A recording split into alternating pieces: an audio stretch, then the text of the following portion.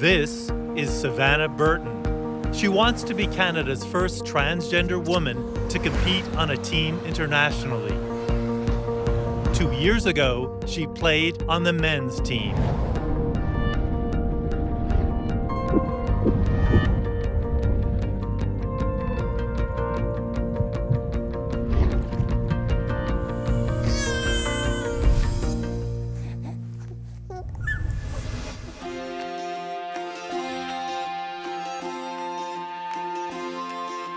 My name is Savannah Burton. I'm 40 years old, and I'm an amateur athlete and trans woman. Competing as a woman means the world to me because I can finally play and compete as myself. Savannah Burton wants to throw like a girl. That's because ever since she can remember, she's wanted to be one. I remember when I was maybe 4 or 5 years old, I said it out loud. I said, I am a girl. But nobody heard Savannah. So she grew up a boy, in a boy's body with a boy's name.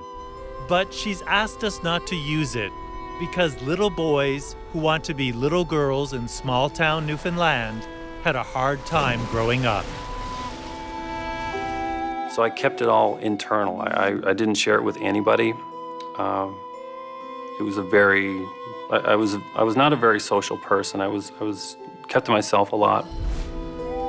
Savannah grew up in Corner Brook, a city of less than 20,000. The pulp mill and fishing kept people employed. The only place she ever felt good was on the baseball field. Once you're focused on something, like baseball, you're not really thinking about all your problems.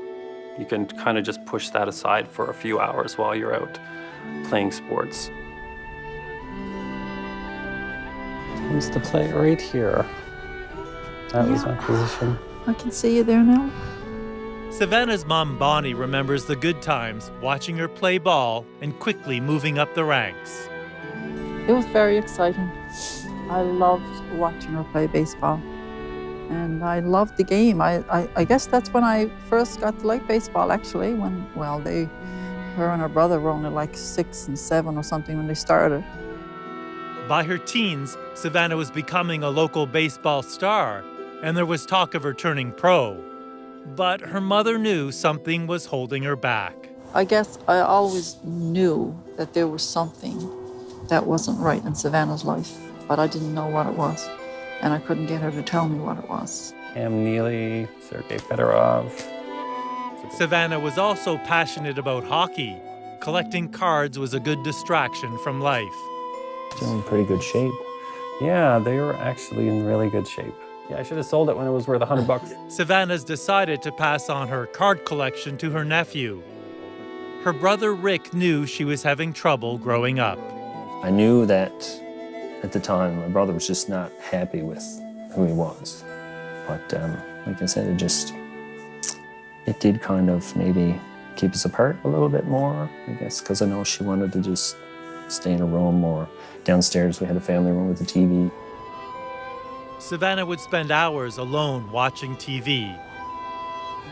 Then she saw a talk show that would change her life. I noticed that there were a couple of trans women on the show. And this was the first time I'd really seen that I saw myself in that show. It was a huge eye-opening experience. It's possible. It's not just something that is unattainable. So at age 20, Savannah decided to take a trip, to drive over 2,000 kilometers. I packed up my car and I said, I'm going to move to Toronto and become a woman. That was kind of like the first really big step in my life.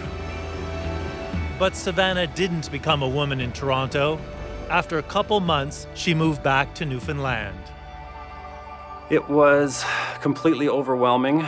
Growing up in a small town, Corner Brook, Newfoundland, it was a completely different world. Moving to Toronto, it was a huge city. I didn't really have a plan. It took 10 years before Savannah had the courage to move back to Toronto and stay for good. But she still struggled with her decision to transition. So she turned to sports to help her cope. A good friend of mine said that she plays in a dodgeball league. And I was thinking back from my baseball background that I could still throw really well. I was probably in the best shape of my life at that time. I wanted to get back into playing sports, and I thought dodgeball sounds like a lot of fun. Once again, Savannah, still living as male, excelled at sports. She got so good at dodgeball, she joined Canada's national men's team. In 2012, they won silver at an international tournament in Malaysia. But after the big win, the feelings of wanting to be a woman came rushing back. I was always very quiet. I was always very awkward socially just because I wasn't comfortable. And being into my 30s and not being comfortable in social situations, I was just got to a point where it's like, okay, I'm not happy. I've never really been happy. I need to do this. I need to transition. When we return, Savannah transitions from male to female, but at what cost? I may lose everything if I transition, but I still had to do it.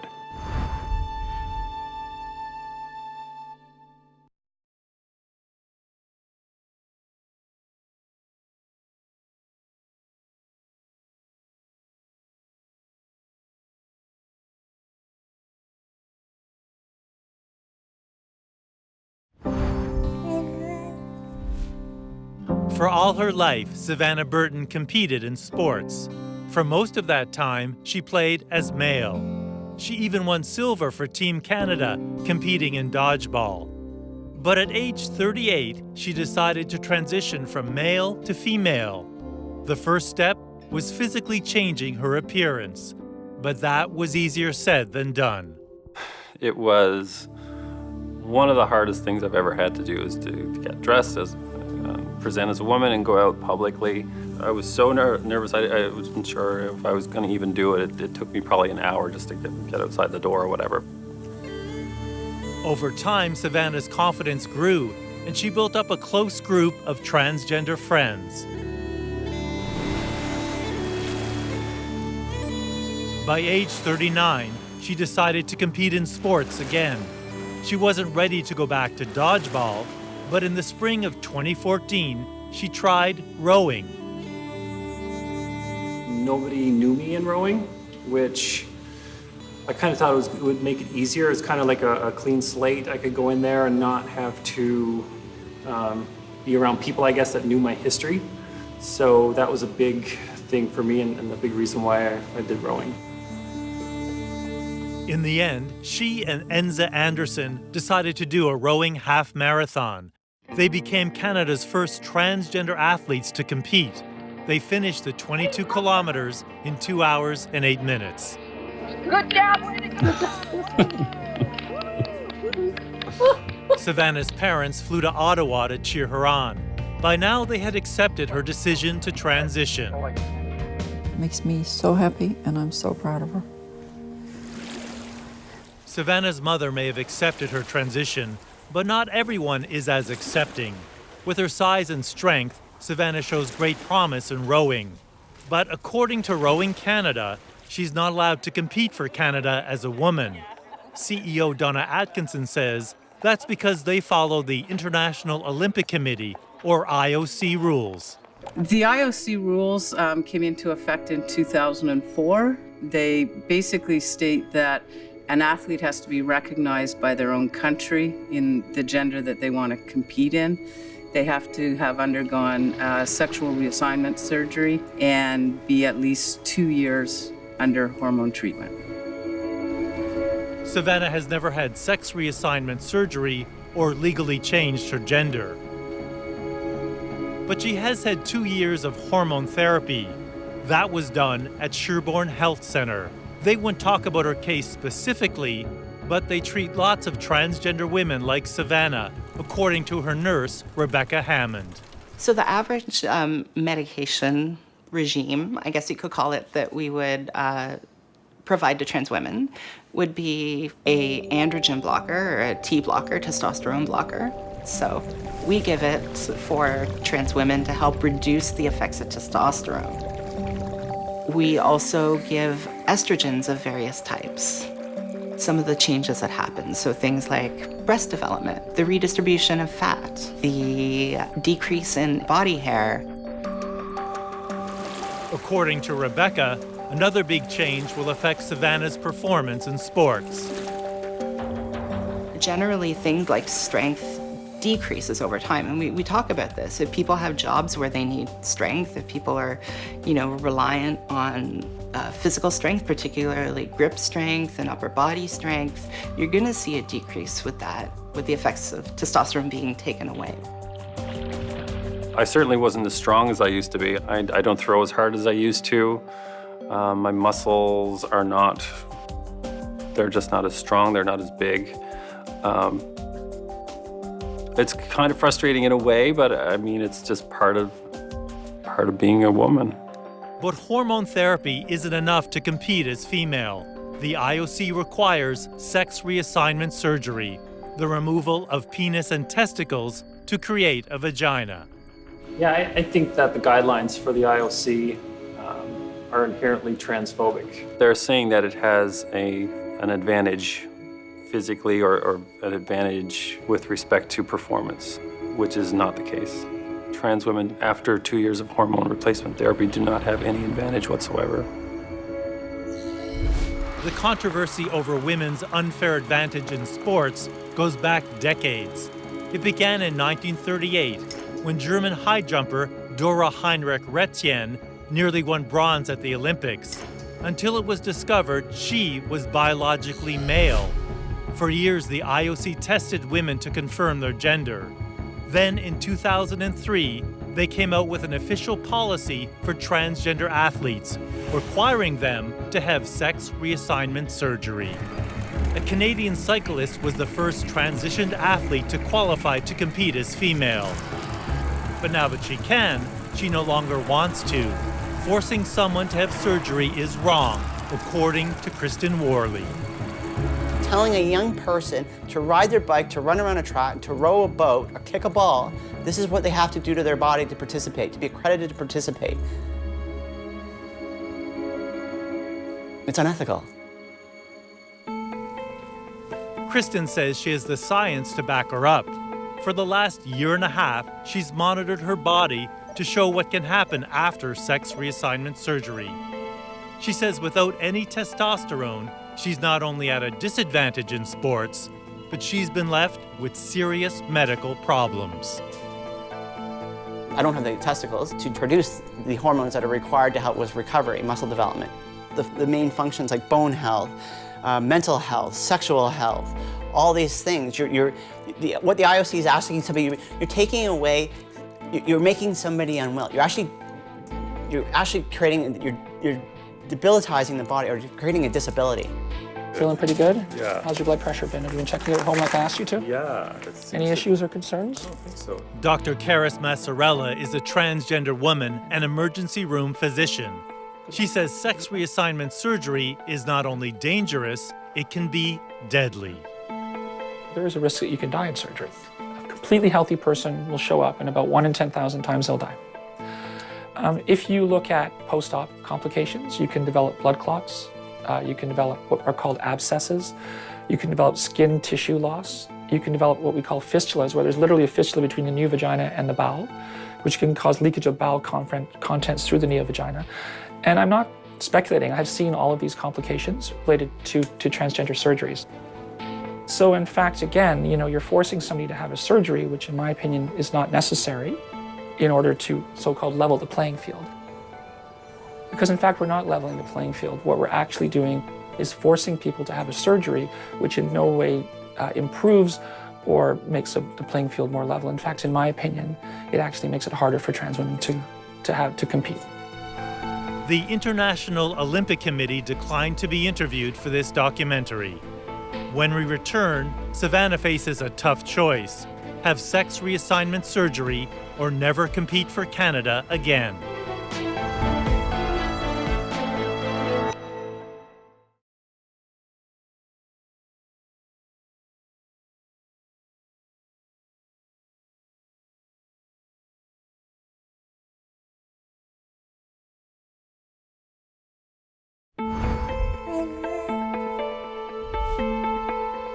At age 38, Savannah Burton transitioned from male to female. She took hormones for 2 years and went back to competing in sports as a woman. But the International Olympic Committee, or IOC, said if she wants to compete for Canada, she has to have sex reassignment surgery. Savannah refused and decided to play for her local dodgeball league as a woman. Going back to dodgeball and competing as a woman, when they had known me for so long, I didn't know how they were going to take it. I was really nervous. When Savannah showed up to play as a woman, she was surprised by the reaction. When I first heard about your transition, I wasn't sure if you were gonna come back to dodgeball and if I was gonna, because I know you, I hadn't seen you for about a year or two. So I was really glad that Luth was wanting to come back and play with us. With the support of her local league, Savannah decided to try out for Team Canada again.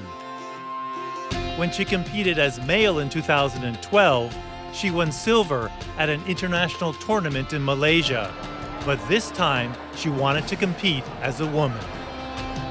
It was an opportunity, and I like to think that now, this point in my life, I like to seize opportunities when it arises. She even checked with the International Dodgeball Federation to see what their policy was for transgender athletes. And she was told their rules are different than the IOC's. I heard that the only thing I would need was that I would have to have identification that had female on it. But getting female ID isn't as easy as Savannah had hoped. Her birth certificate still says she's male. If she wants to get that changed, she'll have to get it done in Newfoundland. And according to lawyer Kyle Reese, their rules just happen to be the same as the IOC's. To get that changed birth certificate, the government here will require you to undergo the surgery and then go to a doctor and have a doctor examine you in some way and fill out an affidavit that says, yes, you've undergone that surgery. And then the government will issue you that changed piece of identification. So Savannah has launched a human rights case against the Newfoundland government. She wants to get her ID changed without surgery. She doesn't want anything to stand in her way of playing on Team Canada. That would be awful. I would feel terrible about that. I can't imagine that I would be denied the ability to play sports because of my government not doing the right thing. But Savannah's decided not to wait for her government to do the right thing. Instead, she went to the national team tryouts where 8 women were chosen to represent Canada. And lo and behold, Savannah was one of them. I was really excited, probably more excited with respect to anything else that I've ever done in sports. I feel this really big sense of accomplishment that I was able to do this. I'm being myself. I'm not pretending to be something I'm not anymore. As a warm-up to the international tournament, Savannah competes at Canadian Nationals. The 3-day tournament is the largest dodgeball event in North America, and their rules for transgender athletes are even more welcoming. Right now, our policy is anybody can compete in any division that they see themselves in. So if you see yourself as female, you compete in the female division. If you see yourself as male, compete in the male division.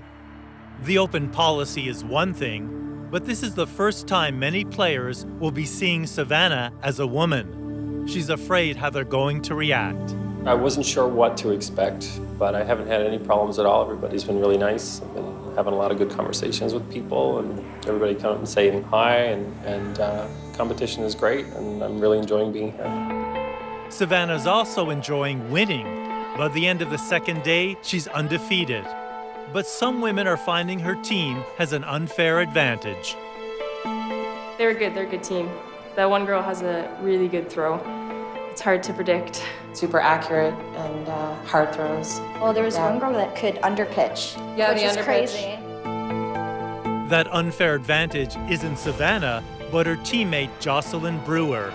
Unlike the other players, she throws underarm, and many are finding it difficult to play against her.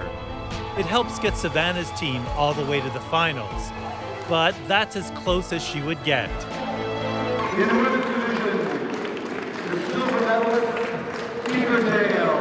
Her team loses the final game, and she has to settle for second best. We played really well.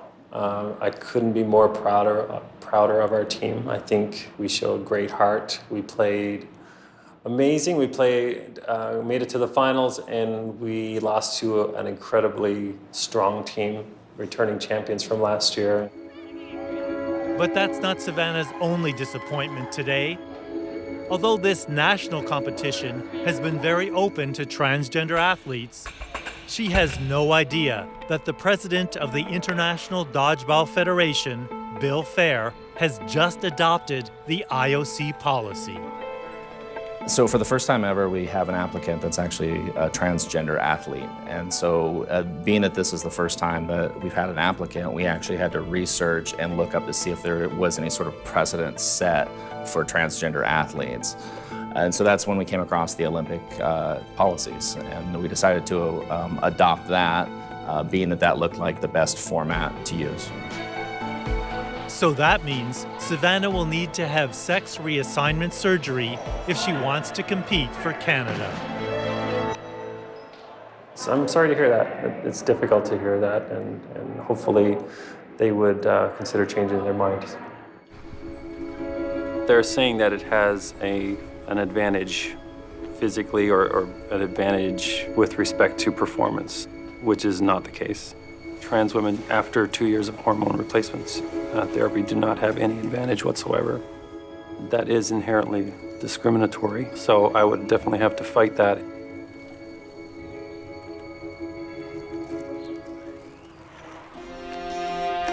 And Savannah does fight and wins big. In May, she convinces the International Dodgeball Federation to change their policy. They agree to drop the IOC rule requiring sex reassignment surgery. Now, she's free to become Canada's first transgender woman to compete on a team internationally.